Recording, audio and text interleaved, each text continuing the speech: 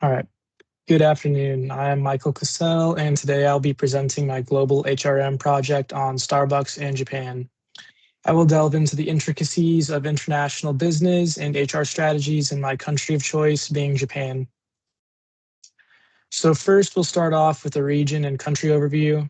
First off, Starbucks is a global leader in the coffee industry with 35,000 stores across 80 countries and generating 35 billion in annual revenue from Presses 2023.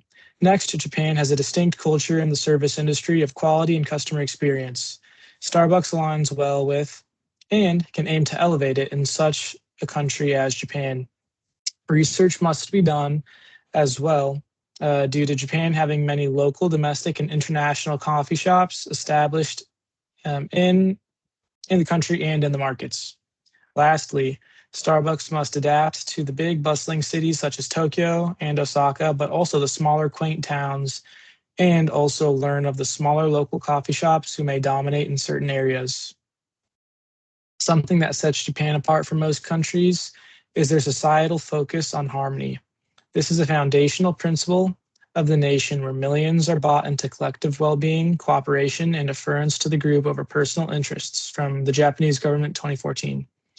Additionally, with the focus on harmony comes a focus on hierarchy and seniority. Going to Japan, you really see the respect people treat each other with and their surroundings. The workplace takes this seriously as well, meaning Starbucks must take this into account. Communication styles in Japan are also different than in the West. Formalities are taken much more serious than in the US. Bowing and subtle cues are shown much more than in the Western direct approach. Next, we have education and human capital. According to the Organization for Economic Cooperation and Development, Japan ranks in the top 5 OECD nations for tertiary education, that is education above high school. That makes them an extremely educated society who is disciplined and trained well. There's also societal work ethic engraved in Japanese society. Long hours and dedication to top performance is a standard many embrace, making the work-life balance of Japan not so pleasant. Having such an educated workforce means desirable jobs are competitive with a wide pool of talent. Analyzing the economic system of Japan, cost of living is something that sticks out. Coffee is often associated with energy for people waking up early or getting caffeinated for work. Japan has many major cities like Tokyo that run off coffee and cafes like many cities do. Cost of living will impact pricing of products and also compensation of employees. Starbucks salaries will have to be competitive with the market and allow for stable employment and living. Retention is huge and should be prioritized. Consumer purchasing power is strong in Japan as it's a wealthy nation, plus they lead the world in tourism, meaning there are millions ready to spend their money across the nation.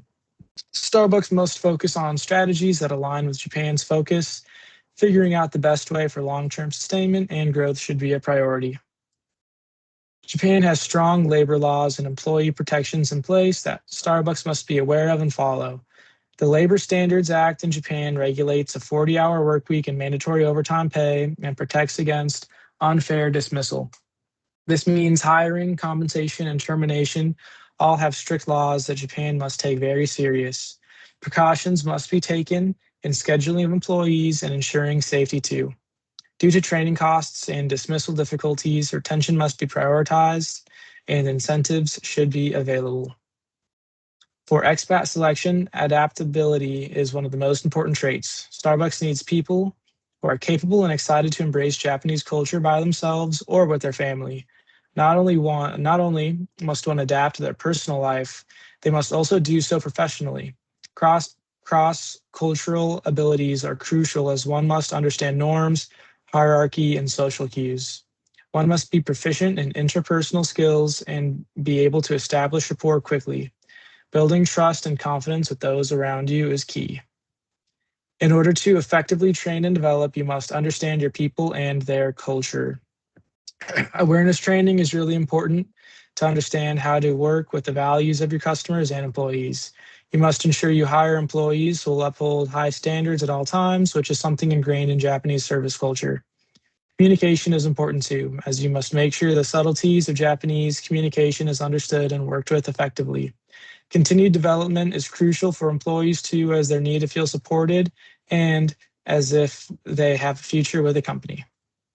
The labor markets in major cities and towns must be analyzed in order to make sure the employees are properly compensated to survive, thrive, and believe in Starbucks' mission.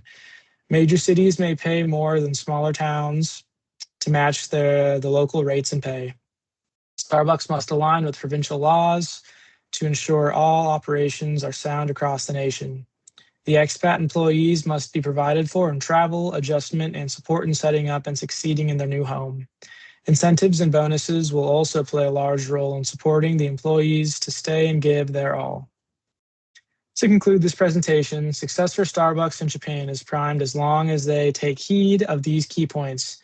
International HR management varies greatly per country and even further per province, city, town, and district.